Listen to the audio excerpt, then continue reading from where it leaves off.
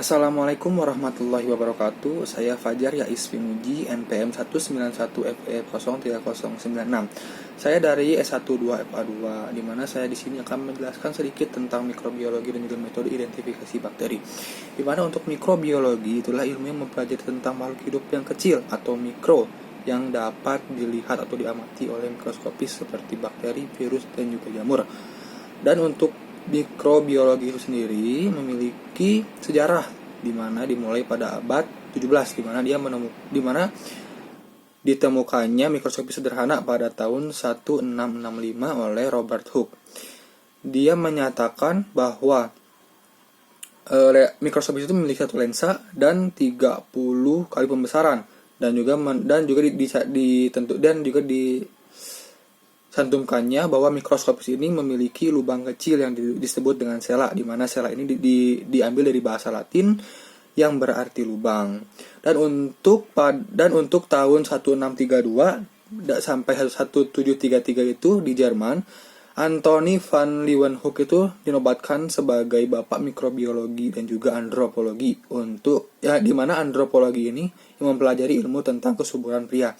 Dan untuk generasi spontan ini banyak penemu-penemu yang menemukan tentang mikroorganisme. Di mana untuk penemu yang pertama itu adalah Francesco Redi, di mana pada tahun 1626 sampai 1697, di mana dia menunjukkan bahwa belatung itu muncul karena adanya telur lalat, bukan karena daging yang telah diamati.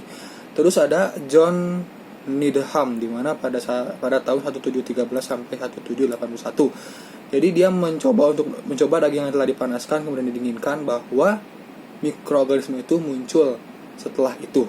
Untuk yang ketiga adalah Lazzaro Spallanzani pada tahun 1729 sampai 1799. Dia menyatakan bahwa daging yang dipanaskan kemudian dimasukkan ke dalam labu, kemudian ditutup dengan rapat-rapat, maka debu dan udara yang membawa mikroorganisme tidak dapat masuk ke dalam labu tersebut. Baik, saya lanjutkan tentang pelopor mikrobiologi, di mana diawali oleh Louis Pasteur pada tahun 1822 sampai 1895. Dia itu adalah penemu vaksin. Untuk selanjutnya adalah fermentasi, di mana fermentasi ini dilakukan pada tahun 1851.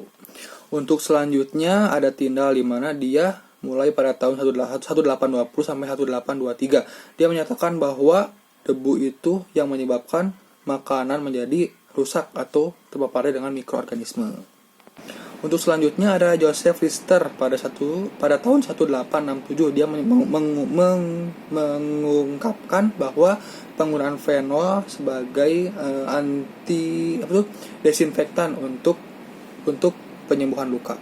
Untuk selanjutnya ada Robert Koch, di mana dia itu memulai pada tahun 1876 yang mengidentifikasi mikroba penyebabnya antraks, tuberkulosis, dan juga kolera dan juga kolera.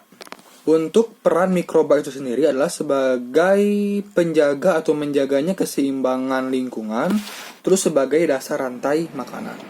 Untuk selanjutnya ada dampak negatif dari mikroba itu sendiri, adalah yang pasti adalah mikroba itu adalah sumber penyebabnya penyakit pada makhluk hidup. Di sini saya akan melanjutkan materi yang kedua, yaitu tentang metode identifikasi bakteri, di mana metodenya ada tentang pewarnaan, di mana pewarnaan ini memiliki 3 metode pewarnaan. Ada metode sederhana, gram, dan juga negatif.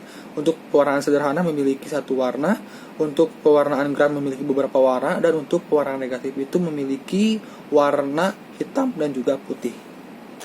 Untuk bakteri itu lebih besar daripada virus. Jadi, bakteri itu terdiri dari kapsul bakteri, dinding sel bakteri, flagella bakteri, plasma membran, dinding sel, terus sitoplasma, ribosom, plasmid, pili, dan juga flagella.